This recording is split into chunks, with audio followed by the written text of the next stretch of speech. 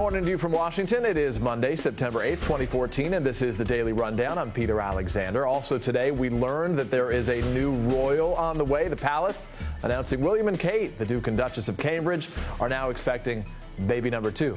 Congratulations to them. But our top headline today, President Obama will make his case to the American people this Wednesday for expanding the U.S. military campaign against ISIS. This speech is scheduled just one day before the 13th anniversary of the September 11th attacks.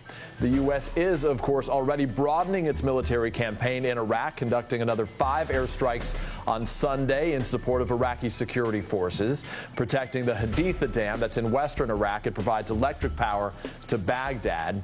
One of the real questions right now is how soon will that campaign be broadened to include airstrikes on the group's bases in Syria? ISIS released new video just this weekend of its men humiliating and executing roughly 200 Syrian troops. The White House acknowledges defeating ISIS is a mission that may take years to complete. Here's what the president told NBC's Chuck Todd on Meet the Press. What I'm going to be asking the American people to understand is, number one, this is a serious threat. Number two, we have the capacity to deal with it. Here's how we're going to deal with it. I am going to be asking Congress to make sure that they understand and support what our plan is. And it's going to require some resources, I suspect, above what we are currently doing. This is asking Congress for a vote, an authorization of your strategy. This is not a, what does that mean? Well, Define that. I'm confident that I've got the authorization that I need to protect the American people. And I'm always going to do what's necessary to protect the American people. But I do think it's important for Congress to understand what the plan is, to have buy-in, to debate it. Stand by. Chuck Todd is NBC's political director and the moderator of Meet the Press, off a big win for the Miami Dolphins this weekend, and a big interview, by the way, as well. Chuck, nice to see you in person. I want to get right to more about your conversation, if we can, very quickly, with the president and this speech that's coming up on Wednesday. What is the ask that we should be anticipating from President Obama of not just Congress, but of the American people? What do we anticipate we're going to hear from him Wednesday? You know, it doesn't sound like he's asking a lot other than, hey, this is going to be similar to how we've gone after al-Qaeda. He's not asking to rally the country around a larger war effort. He's making a promise that this isn't about expanding military operations and expanding the number of countries that somehow the U.S. military could be occupying. But it does seem as if he's asking the country to, despite the war weariness, to rally around what is going to be that same counterterrorism strategy about al-Qaeda. And maybe 2 or 3 years ago, he said al-Qaeda was on the run, and it seemed like the entire counterterrorism strategy was about to be victorious. We now have a new terrorist group that has to be taken head on. And having hung up with a senior administration official before we sat down, they're articulating that this is something that may not last, clearly not weeks, not months, but even years past the Obama administration. This could go for a while. Can you believe this? Let's take a step back here. Yeah.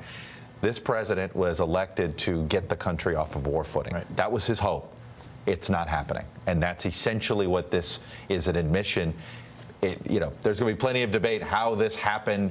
The Middle East seems to be clearly out of control after the Arab Spring. It just never put that genie back in the bottle. That said, this is a person that's going to be handing over the presidency where there's engaged military action in 2017. Obviously, with Congress returning to town all of a sudden, we're starting to hear more from lawmakers as well. I want to hear what we just heard from Mitch McConnell, who's released a statement as well. We'll put that on the screen. He says it's become clear that the president's plan to train and equip the militaries of partner nations as the U.S. draws down its conventional forces across the globe is not tenable. If the president is prepared to engage Congress with a strategic plan to protect the U.S. and our allies from ISIL, I believe he will have significant congressional support. So how much I'm trying to understand that statement there a minute. On one hand, he seems to be very critical of the idea. And then says we're on board. And then says we're on board.